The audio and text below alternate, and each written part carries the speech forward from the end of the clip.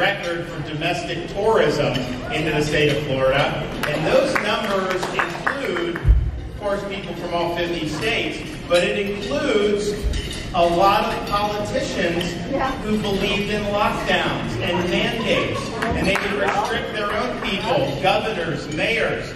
You even had big cable news hosts who were constantly criticizing Florida for being open and not having mandates. And yet the first chance they get, they will leave their bad policies, and where do they come? You see it in Florida. So people can say what they want and posture politically, but when it's up to what's best for you, you tend to vote with your feet. And even people like AOC, the first chance they got, they'd come down to Florida. And so, look, why not? If you look over the last 2 years, so many states and unfortunately other countries consigned the rights of the people to the graveyard. Meanwhile, Florida, we stood as freedom's vanguard. We protected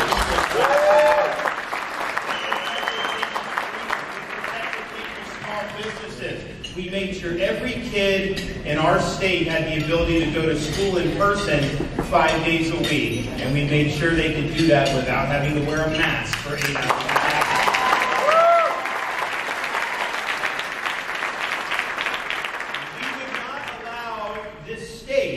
To descend into some type of Faucian dystopia where people's freedoms were curtailed and their livelihoods were destroyed. We did not allow a biomedical security state to take root. We banned vaccine passports in the state of Florida.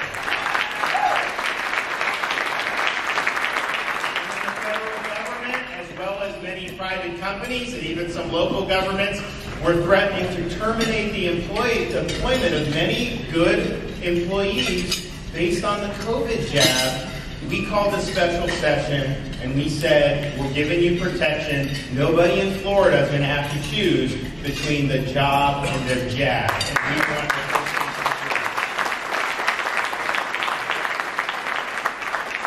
and because we led, this is something that, if you look at what Biden has done since he's gotten in, it actually would have been worse if it wasn't for Florida standing on the wall and fighting back. There actually were reports about, you'd have people like Fauci, you'd have these other medical people telling Biden, impose more mandates, impose more restrictions. They wanted to, for example, say you had to show proof of vax to travel interstate. A lot of very draconian things that were proposed.